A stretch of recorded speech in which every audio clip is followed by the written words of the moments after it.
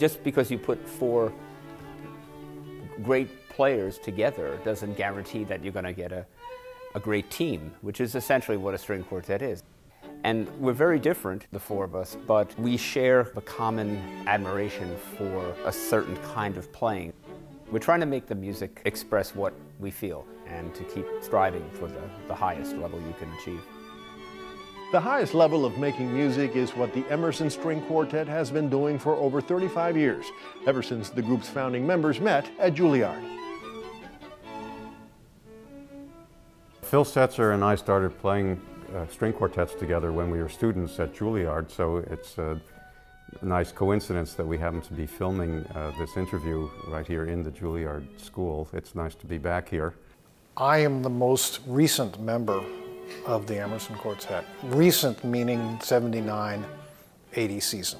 There was only one other cellist before me, and there was only one other violist, I believe before Larry, of any consequence.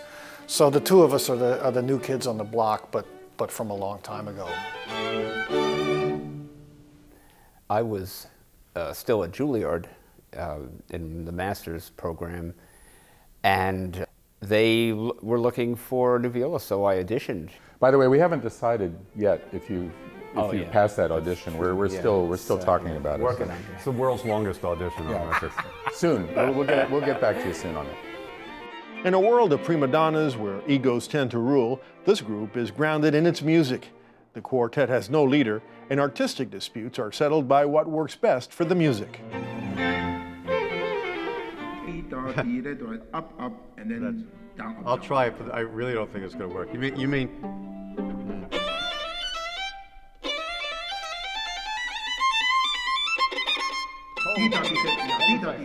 It's up, up. Yeah, no, please don't make me do that. We're going to lose a lot of time with that. Okay.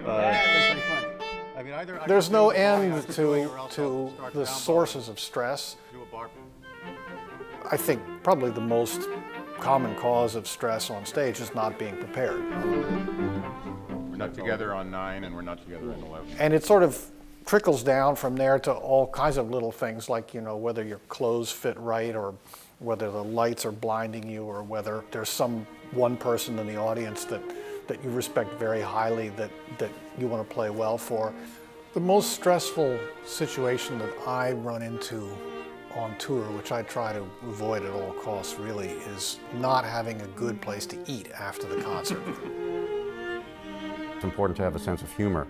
If we're going to be touring together for 32 years, as the four of us have been doing, playing about 100 concerts a year, we run into many situations that can be stressful or frustrating, and the best way to deal with some of the tensions that might arise is to be able to take a step back from the situation or from oneself, and to laugh at things when appropriate.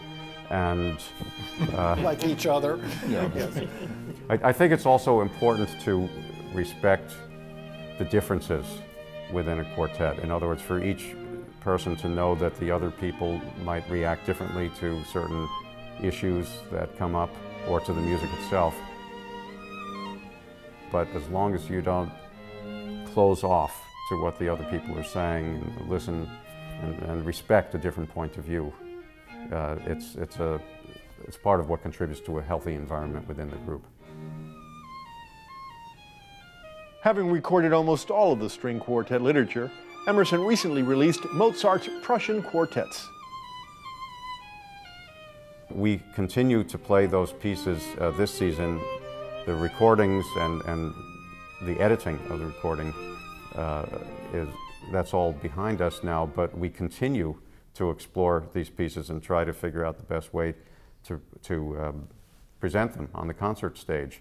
What's interesting now, because we already did the recording of these three Mozart quartets, we've been playing them so much now that we could actually go in and re-record them and it would be different, because that's the way it is with making recordings. It's a snapshot of a given time. I think that's one of the nice things about getting intensely involved with some of this repertoire, is that even if we don't intend it, we change as performers as a result of this kind of immersion. Well, I think that each of us spends a lot of time and a lot of energy trying to improve our own individual playing.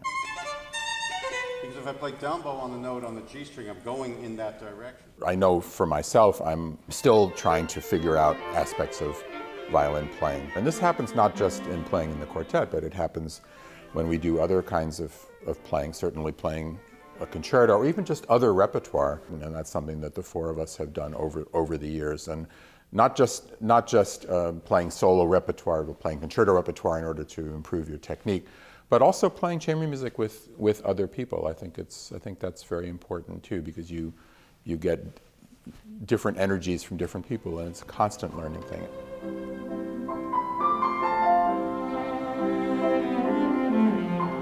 I think for me, some of the most memorable and important concerts that I've played as a member of the quartet or outside of the quartet are places where the concerts exist because of very, very special people. Because for them not to have chamber music in their lives and their communities would be unthinkable. And for me personally, these are always the most special places to perform.